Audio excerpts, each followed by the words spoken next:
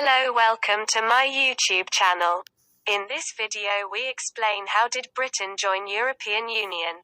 The birth of the EU is linked to the end of the Second World War. Following the death and destruction of the six-year conflict, there was a desire to tie Europe's nations so closely together that they could never again wreak such damage on each other. Says the BBC. Winston Churchill fully supported this idea, proposing for Europe a structure under which it can dwell in peace, in safety and in freedom, a kind of United States of Europe. Yet Britain stood on the sidelines when the European Coal and Steel Community, ECSC, was eventually forged in 1951. And when the six founding members of EU precursor the European Economic Community, Belgium, France, Italy, Luxembourg, Netherlands and West Germany, signed the Treaty of Rome in 1957. The UK declined an invitation to join them. One of the architects of the ECSC, Francis Jean Monnet, once said, "I never understood why the British did not join. I came to the conclusion that it must have been because it was the price of victory, the illusion that you could maintain what you had, without change." Indeed, the UK was buoyed by a confidence in its own exceptionalism, by memories of a great empire and a glorious war, says The Guardian.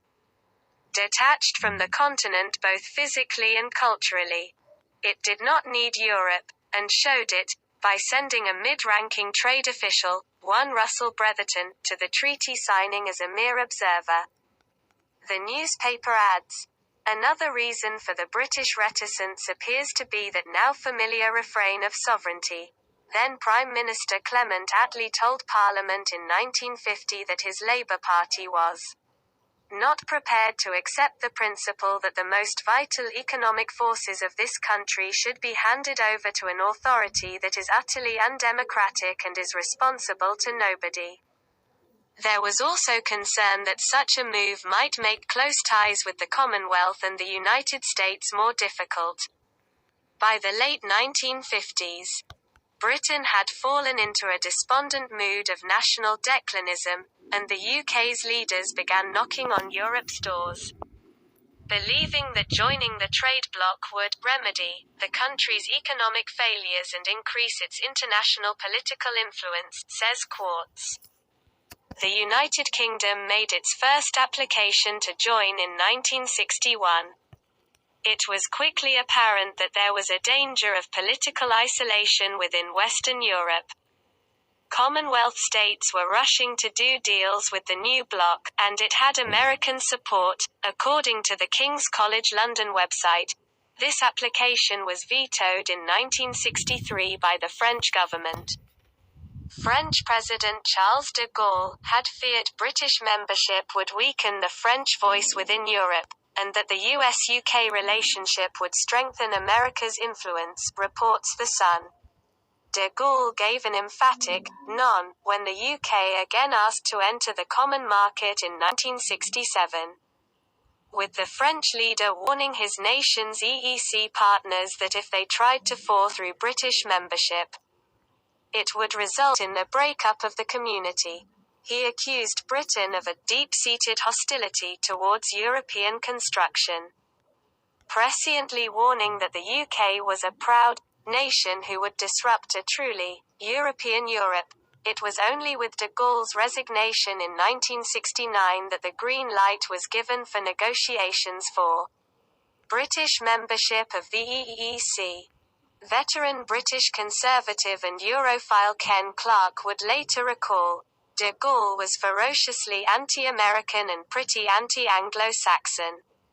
He was a great man, but slightly unworldly. Sooner or later we were going to join because no one had any alternative. On the 22nd of January 1972, the UK signed the Treaty of Accession in Brussels, and joined the EEC the following year. Then PM Edward Heath said the ceremony marked an end and a beginning, and spoke of a common European heritage.